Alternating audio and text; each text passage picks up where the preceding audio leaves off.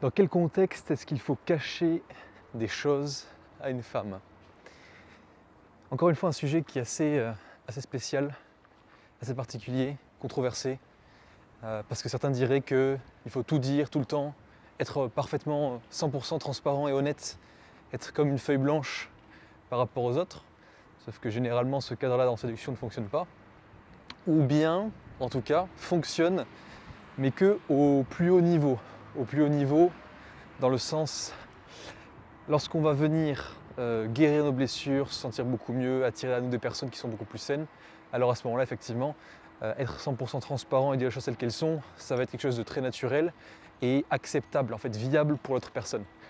Sauf que ce qu'on va se rendre compte habituellement, c'est que les personnes en face ont des blessures, elles ont aussi des choses qui les intéressent, d'autres qui ne les intéressent pas, et vont généralement être plutôt absorbées vis-à-vis d'elles-mêmes, donc égocentriques. Et effectivement, dans ce cas-là, tout dire d'un coup, ou alors ne rien cacher, être parfaitement transparent, ça va desservir nos intérêts. Donc, pas forcément pertinent dans un cadre de séduction, surtout quand on est sur un niveau de base et qu'on n'attire pas encore des personnes à soi qui sont vraiment saines ou qui ont guéri de leurs blessures. Donc, j'aimerais retracer un petit peu chronologiquement les différents aspects qu'on peut rencontrer ou dans lesquels on peut rencontrer des femmes, donc tout au long du parcours de séduction, et sur quels aspects est-ce qu'il faut bien cacher des choses. Tout d'abord, au moment de l'abordage. Au moment de l'abordage, ça va être important de cacher certaines choses par rapport à nous, tous les détails qui sont inutiles, les garder pour soi. Et détails inutiles, ce sera ce que vous faites dans la vie, pourquoi vous êtes ici, etc. Toutes les choses vraiment qui n'ont pas d'intérêt pour amener la conversation plus loin. Évidemment, ça ne s'agira pas de cacher votre prénom ou d'autres choses comme ça qui vraiment sont littéralement pratiques et importantes pour qu'on puisse savoir qui vous êtes. Mais pour tout le reste, c'est vous le gardez de côté, vous le mettez de côté et vous faites en sorte de vous concentrer exclusivement sur le fait de créer de l'interaction et de poser des questions pour que la femme, la demoiselle, puisse s'ouvrir à vous. Ça, c'est le premier cadre. Le deuxième cadre, ça va être dans les interactions par message avec la demoiselle. Une fois que vous avez déjà pris son numéro de téléphone ou alors son contact sur un réseau social, à ce moment-là, venir lui cacher des choses par rapport, ou plutôt garder le mystère, on pourrait dire, par rapport à différents sujets, encore une fois, qui touchent à des choses inintéressantes pour elle. Ça pourrait être par exemple un travail un peu passionnant ou des choses pareilles qui n'engagent pas la conversation, qui ne l'amènent nulle part.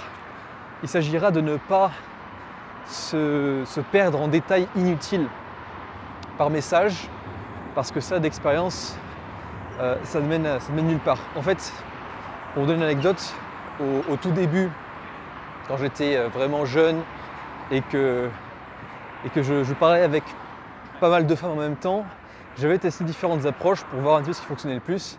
Parmi les approches que j'avais testées, il y avait celle de justement donner plus de contexte, donc envoyer des messages qui étaient plus contextualisants, plus grands, plus conséquents, pour pouvoir mettre ou plutôt initier une forme d'investissement supplémentaire de sa part, de leur part, pour au final me retrouver avec des femmes qui étaient de moins en moins investies. Parce qu'effectivement, ce ne sont pas des choses qui les intéressent, parce que la majorité des femmes, tout comme la majorité des individus, vont être des personnes qui vont être complètement égocentriques, ou en tout cas égocentriques à un certain point. Et qu'est-ce que ça implique? Ça implique que si vous parlez de vous, forcément ça ennuie la personne en face. Donc la base de la communication, c'est quoi? C'est faites parler la personne en face d'elle-même. Donc par message, on évite de leur dire des choses qui parlent de nous, on les fait parler d'elle à la place. Et généralement le message c'est vraiment avant tout fait pour simplement programmer un rendez-vous et se revoir, surtout dans un premier temps. Maintenant continuons avec le deuxième aspect qui va être celui des dates. Après les messages, on a les dates. Durant le date, qu'est-ce qu'on doit garder sous silence? Qu'est-ce qu'on doit cacher? J'ai déjà parlé de ça pendant une vidéo. Tous les squelettes du placard, comme on dit, donc toutes les anecdotes qui sont un petit peu hardcore, traumatisantes, peu importe, qui sont hautement chargées en émotions. Pas qu'il faille les garder pour soi constamment et garder un petit peu tous nos problèmes pour nous et ne pas en parler jamais, mais plus dans l'optique où ce n'est pas du tout le moment ni le lieu pour le faire, de s'ouvrir à son date, surtout sur un premier, second, troisième date, pas du tout pertinent. Et ça d'un côté, et de l'autre, surtout si vous voulez jouer sur l'intérêt qui subsiste par rapport à vous durant le date, il s'agira de ne pas répondre à toutes les questions. Donc là, c'est l'aspect un petit peu différent de cacher des choses à la demoiselle. Il y a cette notion de, lorsqu'on vous pose une question, ne pas directement répondre. Parce que si vous répondez directement du tac au tac, justement, ça enlève toute forme de mystère. Et un certain homme a dit, je ne sais pas, mais le mystère est romantique. Le mystère est romantique. Le mystère, c'est une des énergies qui drive le plus, qui va amener le plus les femmes à s'intéresser à nous. D'ailleurs, c'est pas que dans le cadre féminin d'ailleurs, c'est vraiment dans différents types de cadres. On peut remarquer aussi que ce qui a le plus drivé l'homme avec un grand H dans nos sociétés à découvrir de nouvelles choses, de nouvelles terres inconnues, la conquête des Amériques par exemple, ou simplement les découvertes biologiques, ça a toujours été l'inconnu et donc le mystère. Donc en réalité, c'est à l'échelle humaine. Vous vous doutez bien qu'à l'échelle des dynamiques interpersonnelles, ça joue aussi, et notamment dans le cadre des relations entre hommes et femmes. Donc gardez le mystère, vraiment important. Ne vous laissez pas parasiter. C'est pas parce qu'on vous pose une question que vous avez l'obligation d'y répondre. Une autre anecdote, pareil, très intéressante, très rigolote, d'il y a de ça 2 ans à peu près. J'étais à Dubaï et j'étais dans un date, justement dans un grand mall de Dubaï, avec une jeune femme avec qui on discutait et elle me posait plusieurs questions comme ça à la fois et à chaque fois je lui renvoyais la question. Je lui renvoyais la question en lui disant « Et toi du coup ?» sans lui répondre. Et elle me répondait directement. Donc là vraiment livre ouvert. Et derrière elle me redemandait « Et toi tu m'as pas répondu ?» Je lui disais « J'ai pas dit que j'allais te répondre. » Tout simplement. Et ça constamment. Et c'était vraiment un des dates où j'ai le plus fait ça. Et ça a été vraiment le plus poussé à l'extrême. C'était vraiment hardcore. J'ai fait ça pendant 1h30. 1h30 à 2h carrément. Et j'ai répondu qu'à 4 questions. Donc bon, elle connaissait mon prénom forcément. Je lui ai dit qu'à l'heure actuelle, je ne voulais pas me marier, je ne voulais pas d'enfant. Ça, j'étais très clair. Troisièmement, je lui ai dit que j'appréciais le fait d'être en contact avec des femmes différentes. Et quatrièmement, que j'avais un petit frère, quelque chose comme ça. Donc elle n'a eu que très très peu de détails par rapport à moi et à l'inverse, elle me disait tout. Et au final, elle s'est retrouvée à vouloir me suivre jusqu'à chez moi pour essayer d'en savoir plus, pour se faire une idée. Sauf qu'elle n'a jamais pu avoir. Elle n'a pas pu se faire d'idée de qui j'étais ou quoi. Et pourtant, ça l'a travaillé fort au point où elle m'a envoyé d'autres messages par la suite. Donc le mystère, ça a vraiment un impact conséquent. Mais maintenant, dans la dynamique globale de la séduction, si on reprend la partie plus psychologique et l'effet que ça peut avoir justement sur le psyché de la femme avec qui on discute ou on est amené à discuter, qu'est-ce qu'il se passe lorsqu'on a tendance à trop s'ouvrir trop rapidement? Déjà, ça lui montre qu'on a tendance à accorder notre confiance un peu trop facilement et donc peut-être aussi à pouvoir le faire avec tout le monde ou alors que justement on n'apporte pas vraiment de valeur aux propos, sachant que la force de l'homme se situe dans le fait de ne parler que à des moments opportuns et donc d'être, on pourrait dire chiche, d'être chiche sur les mots qui sont employés. Donc garder le silence, la parole est d'argent, le silence est d'or, dans ce style-là.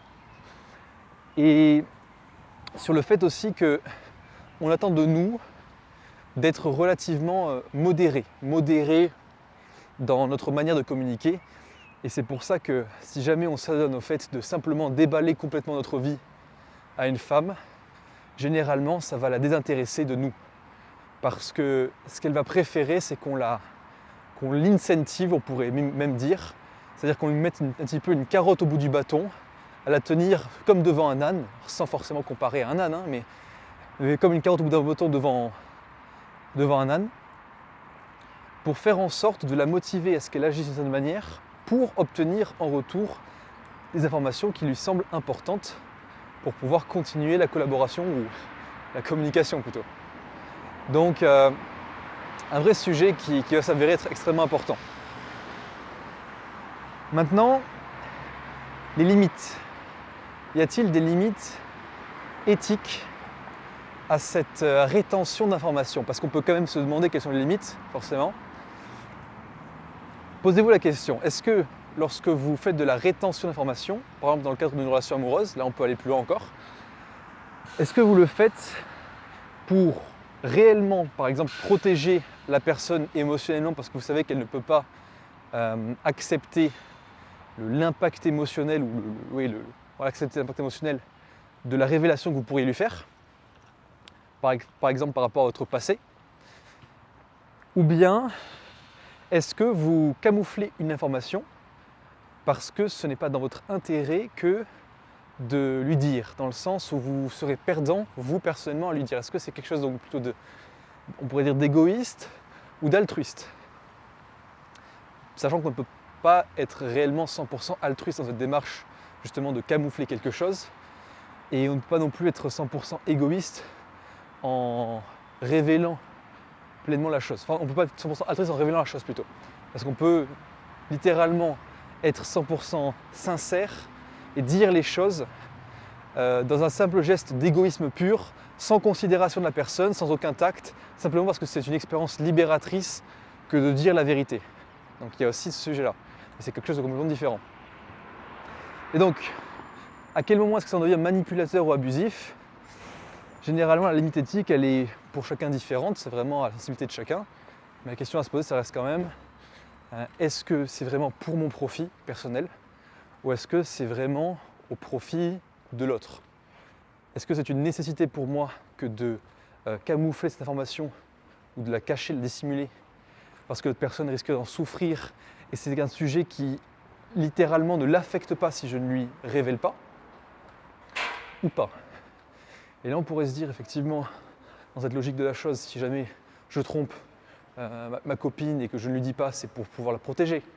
Bien sûr, mais là dans ce cas-là c'est le cas de l'éthique en premier lieu, de tromper la personne en face. Donc c'est très différent. Il ne s'agit pas de savoir s'il faut lui cacher ou pas, mais est-ce que de base, ou plutôt pourquoi de base est-ce qu'on irait tromper sa partenaire?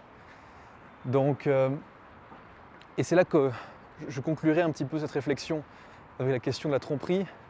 Qu'est-ce qu'on considère tromperie? On considère tromperie une chose, quelle qu'elle soit, dans le cadre d'une relation avec un individu, où on va agir d'une manière dont on n'est pas capable d'en informer l'autre, soit au préalable, soit ensuite. Mais généralement, c'est quelque chose qui va déroger au respect que l'on pourrait considérer avoir pour l'autre personne, ou donc au respect que l'on a pour l'autre personne. Ce qui veut dire quoi? Ce qui veut dire que la tromperie, ça pourrait être aussi simplement que envoyer des messages à une personne que notre partenaire, par exemple, déteste ou alors considère comme une potentielle ennemie, et ça en faisant en sorte de ne pas lui dire. C'est un exemple qui peut être vrai, et pour d'autres ça va être vraiment aller jusqu'à la tromperie sexuelle, charnelle, ça va dépendre. Mais quoi qu'il en soit, tant que les choses sont acceptables et faites dans la communication, alors ça ne peut pas être considéré comme tromperie. Et donc je conclurai en disant que, effectivement, si l'on dit par exemple à sa partenaire que l'on va voir une autre personne, ça ne peut pas être considéré comme tromperie, et effectivement ça ne pose pas de cas de conscience. Le cas de conscience n'est posé que dans le cadre où vraiment on manipule les faits, donc on va venir altérer la réalité, ou alors on va mentir ou juste cacher les choses. Et dans ce cas-là, effectivement, c'est dangereux. Parce que ça finit toujours par retomber dessus. Donc faites attention.